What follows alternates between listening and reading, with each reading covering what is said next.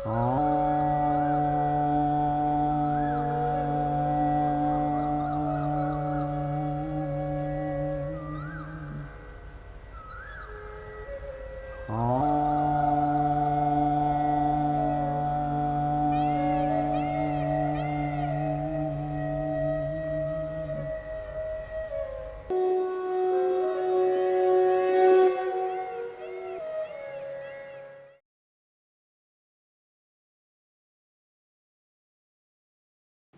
ఏంటంటే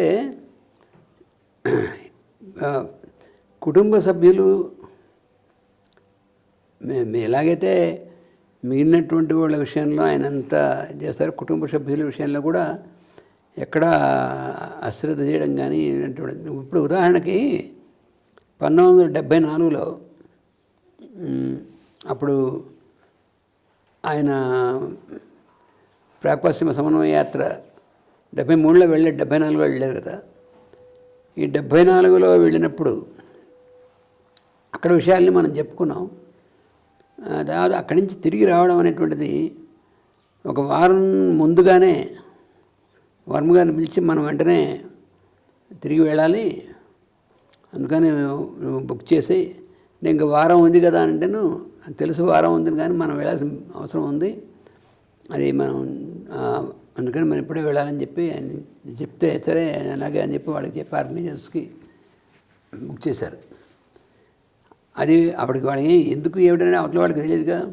వాళ్ళు అనుకుంటే ఒకవేళ హోమ్సిక్ అనుకుంటారు, మహా అయితే ఈ పాపం అనుకుంటారు, కానీ ఇంకందుకని తెలియదు.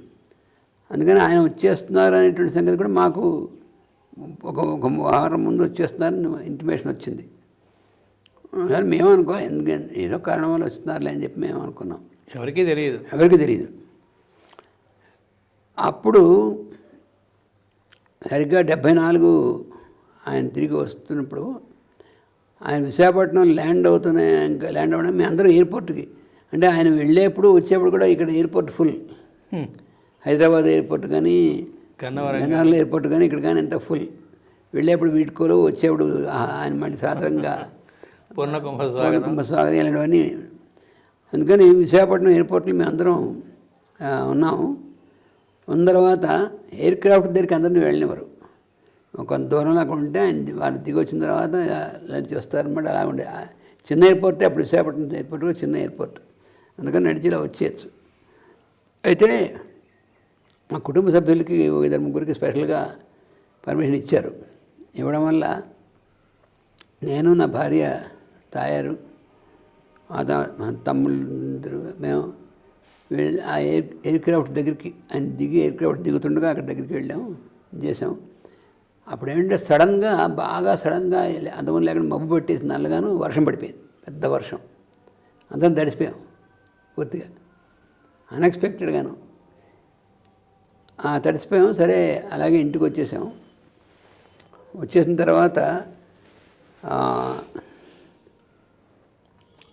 ఆ మర్నాడు సాయంత్రం అంటే మేము చిన్నవాటిలోనే ఉన్నాం. అప్పటికి 84 కాబట్టి మా 74 కాబట్టి మా 73లో మా మిసెస్ ఇక్కడికి వచ్చింది, పూర్తి కాపురాన్ని తీసుకొచ్చాము. అంత ఈ 74లో సడన్గా ఒక మర్నాడు రాత్రి 3:30 అది ఈవిడ అన్కాన్షియస్ అయిపోయి ఎంత జామ్ అయిపోయినట్టుగా బిగుసిపోయింది. బిగుసిపోతే ఆయన చూసి చెప్పారు, టెటనస్ అటాక్ అయింది. టెటనస్ అంటే ధనుర్వాతం.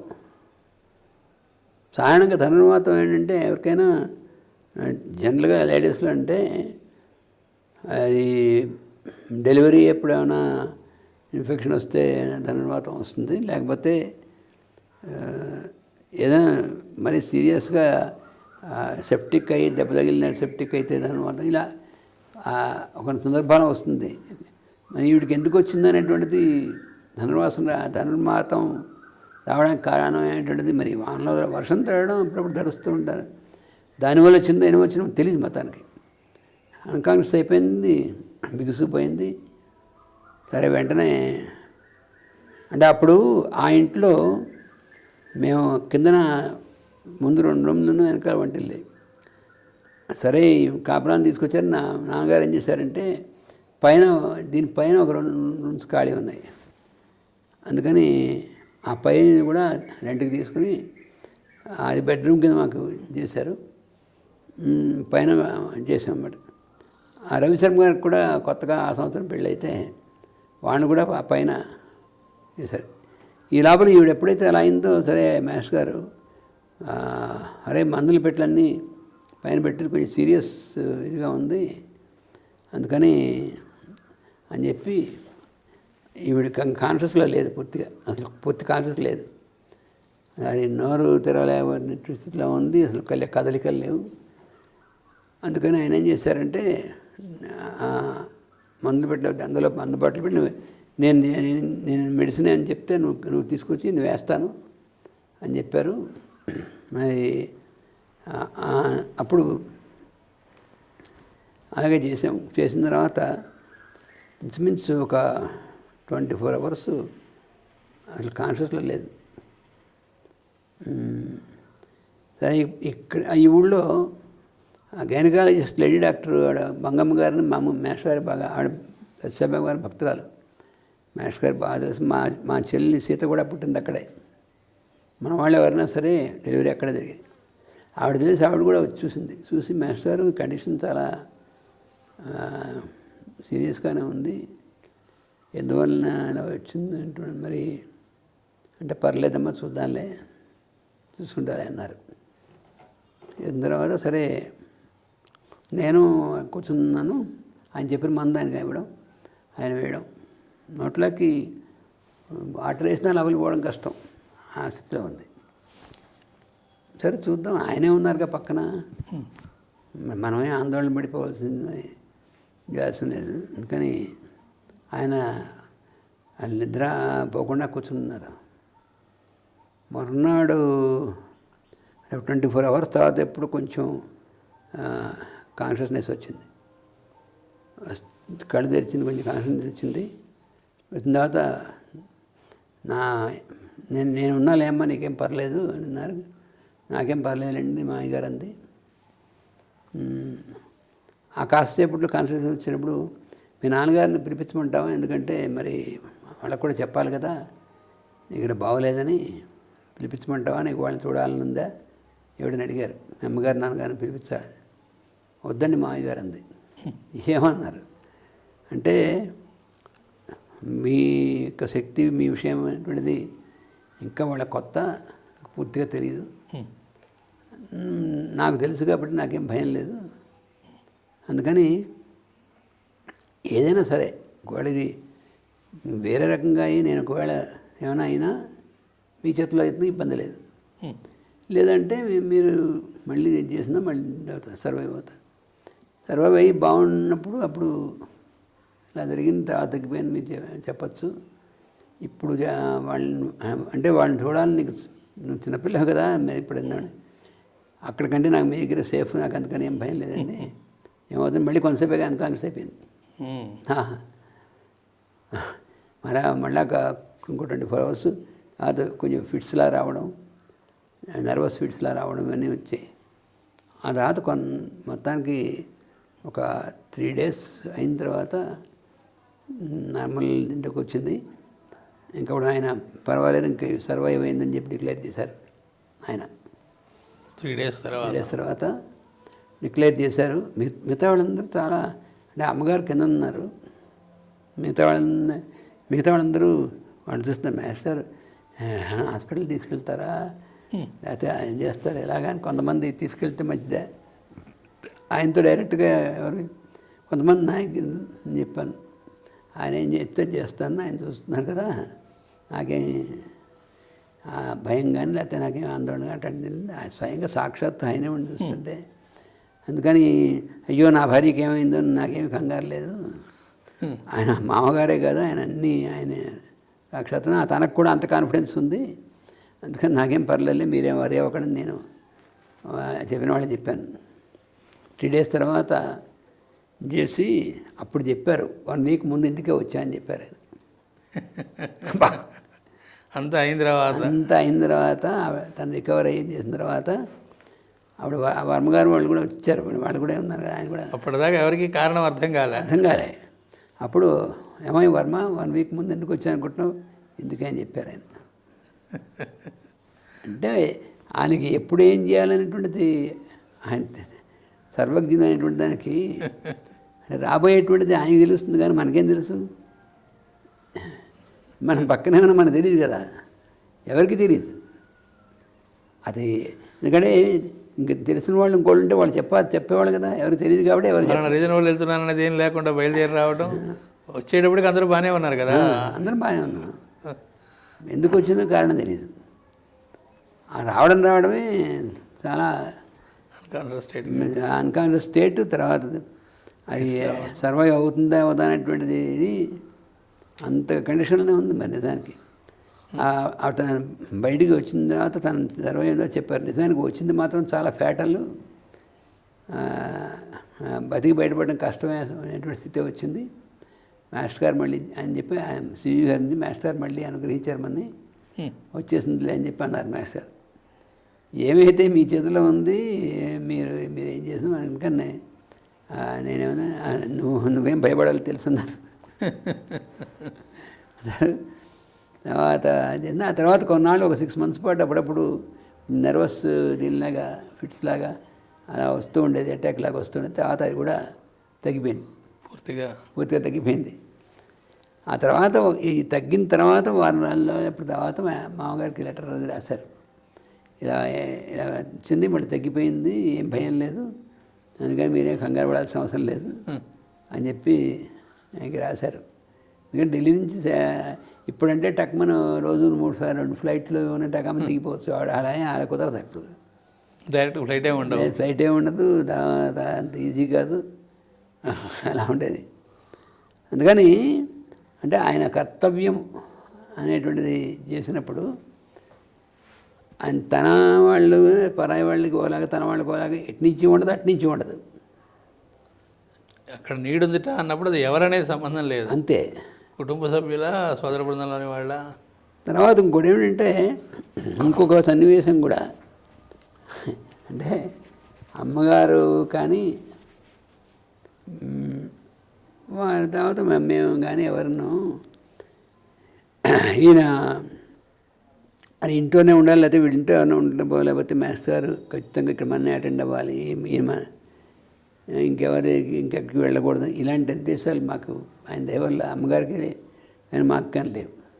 అందుకని మా సుదర్శనానికి సీరియస్గా ఉన్నప్పుడు ఆయన అన్నారు, ఒక్కసారి బయట ఇంకో కేసు చూడడానికి వెళ్ళినా మేము అమ్మగారు కానీ మేము కానీ భయపడి ఈయన వీడిని వదిలిపెట్టి వెళ్ళిపోతారు ఏంటంటే అటువంటి లేదు. కొన్ని సందర్భాల్లో ఒకసారి మా అబ్బాయి పుట్టిన తర్వాత మా అబ్బాయికి సుస్థి చేసింది. వాడికి ఒక సందర్భంలో 103 పైన ఫీవర్ వచ్చింది. ఆ వచ్చినప్పుడు ఆ మాస్టర్ సార్ నేను రావట్లేదు ఇక్కడ, మా మనవాడికి ఫీవర్ వచ్చిందని ఉండిపోయారు.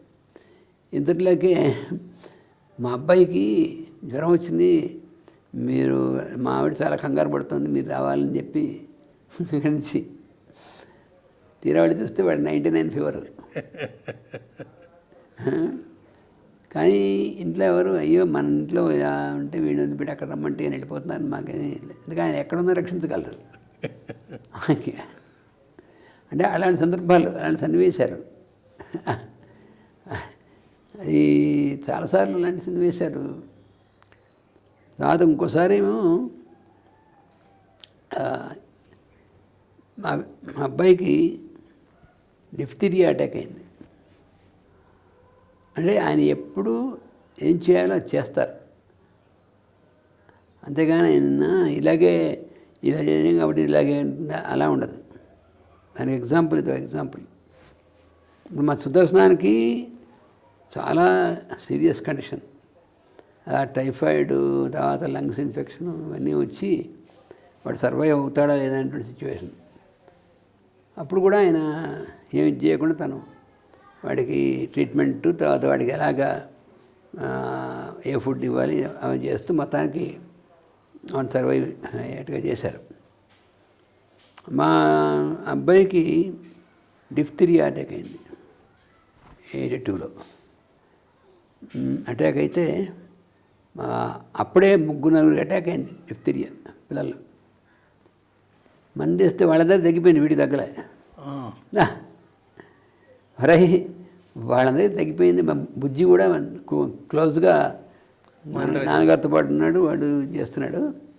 నాన్నగారు ఏంటంటే వీడికి తగ్గిపోయింది అంటే, అవునుగా వాళ్ళందరికీ తగ్గిపోయింది, వీడు తగ్గలేదు అంటే మరి ఇప్పుడు ఏం చేద్దాం అని అన్నాడు బుజ్జి. సరేలే ఒకసారి మనం తప్పదు తీసుకెళ్ళాలి, ఎందుకంటే ఇది క్లోజ్ అయిపోయింది, లోపలికి వెళ్ళదు, బయటికి రాదు, ఊపిరి రాడదు, డేంజరస్ కండిషన్. అందుకని వెళ్ళాలని చెప్పి అంటే అప్పుడు పివి రావు గారు ఆయన కారు ఇచ్చారు. ఆయన కారు నాకు ఇచ్చి, మీరు వాడిని తగ్గే వరకు దగ్గర ఉంచుకోండి బాబు అని ఆయన చాలా అన్నమాట. అప్పుడు ఆ కారులో కేజీ తీసుకెళ్ళాను, ఆయన కూడా ఉన్నారు. అప్పుడు అక్కడ లేడీ డాక్టర్ ఒక ఆవిడ ఉన్నారు, కేజీహెచ్ గవర్నమెంట్ డాక్టర్ సుబ్బమ్మ గారని. ఆమెకు తెలుసు, మ్యాథ్స్ గారు తెలుసు, దీని గురించి తెలియని వాళ్ళు ఎవరు ఉంటారు. అంటే ఇలా మా మనవాడికి ఇలా వచ్చిందమ్మా డిఫ్తీరియా అంటే, మేము మిగతా వాళ్ళు తగ్గింది కాబట్టి తగ్గలేదు, ఇలా ఉందంటే అలాగా అండి అని. ఇప్పుడు ఆవిడ మరి ఇక్కడ ట్రెకియాక్టమీ చేయాలి, తప్పదు, కన్నం పొడిచి లోపలికి గొట్టం పెట్టాలి ఊపిరాడాలంటే, మరి చేయమంటారా? చేయండి, మీరు ఏం చేసింది మరి, అందుకే కదా ఇక్కడ తీసుకొచ్చాను, చేయండి అన్నారు. అది చాలా సిచ్యువేషన్, చాలా ఆఫుల్ సిచ్యువేషన్ అది. ఇక్కడ కన్నం పెట్టి లోపలికి వాడు 2 ఏళ్ళు వాడు లోపలికి గొట్టం పెట్టి ట్రెకియాక్టమీ చేసేటప్పుడు గొట్టం పెట్టాలి. అయితే ఆవిడ కూడా ఉంది, ఆవిడ కూడా ఏం చెల్లించలేదు. ఆయన పక్కన ఆయన డెసిషను. ఆ పిల్లవాడు కలగడం అటువంటిది ఆయన అసిస్టులు కలిగడం, వాడికి ఏమైనా అవుతుందా అటువంటిది మన చేతుల్లో ఏముంది, ఆయనకంటే మించిలేదు కదా. అందుకని ఆయన డెసిషన్ ఏదైతే అదే కరెక్ట్ అని చెప్పి అప్పుడు ఆడ పెట్టి, ఏమండి డిఫ్టీరియా కాబట్టి ఈ హాస్పిటల్లో ఉంచకూడదు, ఈ ఇన్ఫెక్షన్స్ డిసీజెస్ హాస్పిటల్ అని ఉంది, ఐడి హాస్పిటల్, అది అక్కడికి షిఫ్ట్ చేయాలి, ఇక్కడ చేశాం కాబట్టి మీరు అక్కడ అడ్మిట్ చేస్తారు, తీసుకెళ్ళి అడ్మిట్ చేయండి. సరే అక్కడ తీసుకెళ్ళి అక్కడ అడ్మిట్ చేశారు. అప్పుడు ఈ శేషాచల గారి అమ్మాయి కమల గారిని పెదముత్తేవిలో వివాహం, సీతారాం గారితో, లక్ష్మణి తిన్నవారు అక్కడ ఉన్నారు. అప్పుడు ఆ వివాహానికి ఈయన అమ్మగారును నాన్నగారు అక్కడ వివాహానికి ఇటు పక్కన ఉండాలి.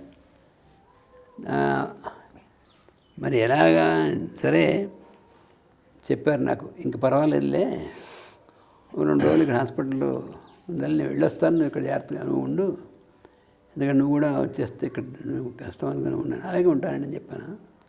అప్పుడు నేను నా మిస్సెస్ అక్కడ ఉండే హాస్పిటల్లో, వాడిని అక్కడ ఐడి వార్డులో, ఎందుకంటే సరిగ్గా ఇన్సురెన్స్